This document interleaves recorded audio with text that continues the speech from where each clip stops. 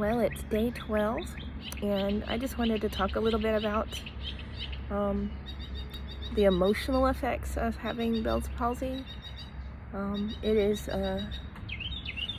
kind of a roller coaster ride, and I've tried to maintain my positivity, but there's still times where I really have to sit there and think about it, and when I see myself in the mirror and I know what I am supposed to look like because of what I have looked like for years, and then seeing myself not be able to be that self, it's definitely difficult.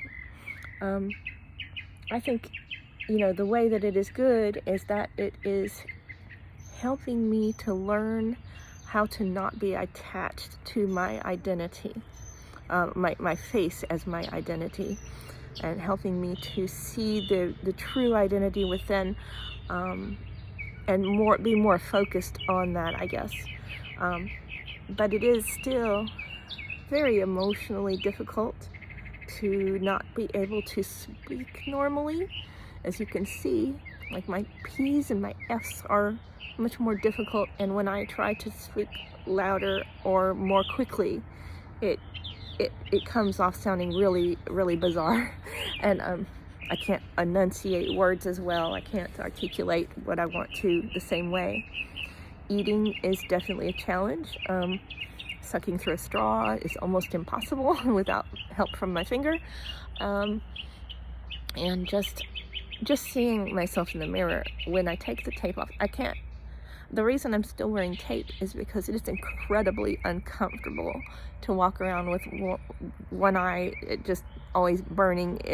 I can close my eye with some effort, but it's not where it needs to be yet. So now I'm able to go to sleep without tape on because my eye will close to go to sleep, but I can't function through the day without the tape on my eye. But it is incredibly emotional seeing yourself and wondering, am I ever going to be back to normal? Am I ever going to look like myself again? And, it really helps to hear other people's stories, to know that it's not a forever thing. Even if it was forever, we'd have to somehow get used to it, and figure out ways to cope. But I guess it's just every day is going to be a little different. Some days I feel more encouraged, and other days I feel more discouraged. It does help to go outside and to just be in nature. Just hearing the birds chirping and just feeling the grass in my feet and everything. It helps a lot, and it helps connecting with people and knowing that I'm not the only one who's suffering with anything. And what makes me any better than anybody else? Obviously, there's nothing that makes me exempt from suffering and going through things. So it makes me feel bad for anybody else who's ever gone through this. I've read some stories of people who had stayed for years, and I really feel for anybody who has ever gone through this for a really long time.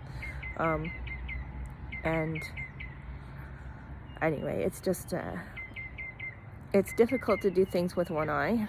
It's difficult to paint. It's like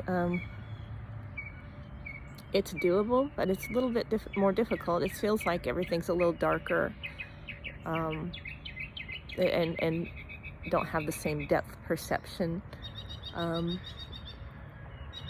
But the thing that keeps me going is knowing that I have support of other people.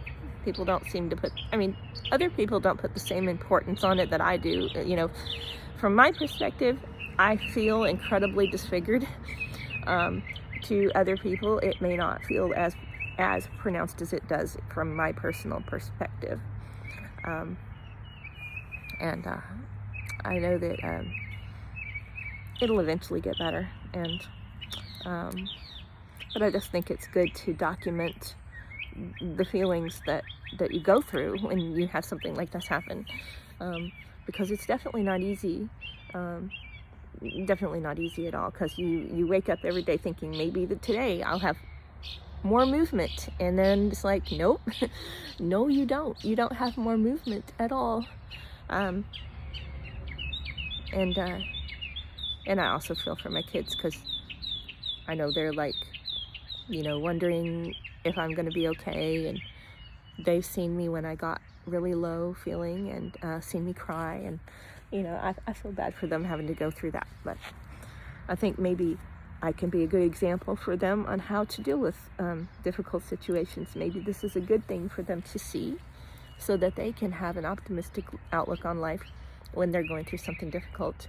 And I think it's good to express the emotions you feel, to let yourself feel sad when you feel sad, but then to find ways to make it a positive. And that's what makes all the difference. And anyway, I know that so many of my friends are going through things that are way worse than this. And so I don't want to ever be in a pity party or anything like that. I just think it's good to talk about things so that there's more awareness. And so I never would want anybody to think I'm trying to make them feel sorry for me. I want to be someone that can be a light in certain ways to people, and to let them see that there's good in everything. And so definitely don't want anybody feeling sorry for me. I just want to be an encouragement to anybody else who's going through anything.